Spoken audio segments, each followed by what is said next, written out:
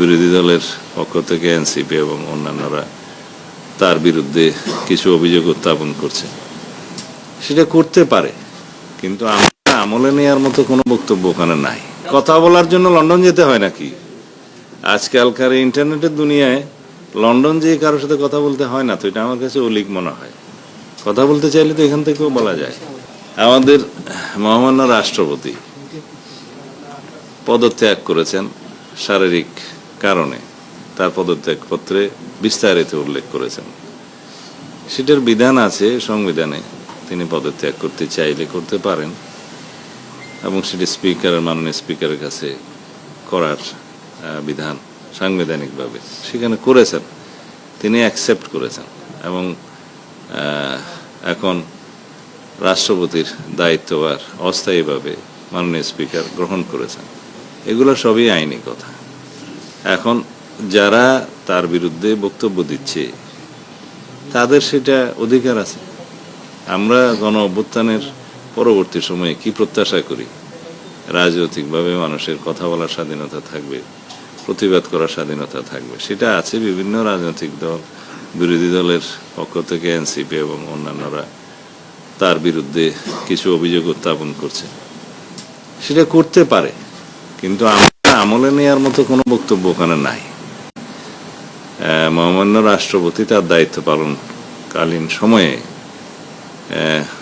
স্বৈরাচারের শেষ দিকে ইন্টারিম গভর্নমেন্টের পুরোটা এবং বর্তমান রাজনৈতিক সরকারের এই প্রায় 5-6 মাস এই সময়ে তিনি সাংবিধানিকভাবে দায়িত্ব পালন করেছেন এবং বিধিবিধান অনুযায়ী করেছেন।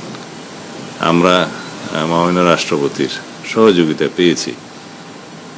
এখন সেই সময়টায় সংবিধান অনুসারে তিনি প্রিভিলেজড এবং ইমিউনিটি আছে তার, ফৌজদারি অপরাধ ইত্যাদির বিষয়ে কোনো আদালতে মামলা করা যায় না।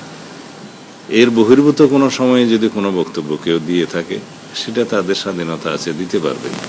তবে আমরা আমলে নেওয়ার মতো কোনো বিষয় এখানে দেখিনি।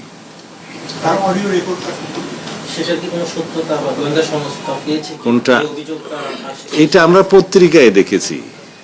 কোনো পত্রিকা এরকম একটা নিউজ দিল, তার কাছে কি তথ্য প্রমাণ আছে তাকে জিজ্ঞেস করতে হয়। আমাদের কাছে সেরকম কোনো তথ্য নেই। আর কথা বলার জন্য লন্ডন যেতে হয় নাকি? আজকালকার ইন্টারনেটের দুনিয়ায় লন্ডন যেয়ে কারোর সাথে কথা বলতে হয় না, তো এটা আমার কাছে অলিক মনে হয়। কথা বলতে চাইলে তো এখান থেকেও বলা যায়। উনি 3 বছর 3 মাস রাষ্ট্রপতি ছিলেন।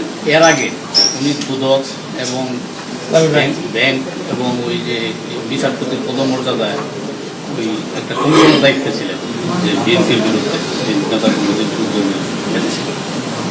ওই পূর্বের ঘটনা কি তো ওনার প্রিভিলেজ থাকার কথা? সেই সময় দায়িত্ব পালনকালীন সময়ে তার বিরুদ্ধে কি কোনো অভিযোগ কেউ দিয়েছিল?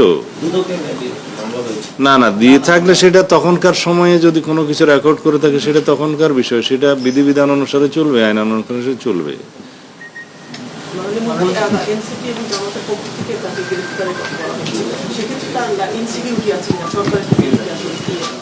না, সাবেক রাষ্ট্রপতি হিসাবে তিনি আইন অনুযায়ী যা সুযোগ পাবেন সেটা অবশ্যই পাবেন এবং তার প্রোটেকশনের জন্য SSF PGR সহ এটা 6 মাসের একটা বিধান আছে। সেটা 6 মাসের তিনি তাদের সুযোগ পাবেন, মানে প্রোটেকশনের সুযোগ পাবেন। এছাড়া পুলিশ এবং আমাদের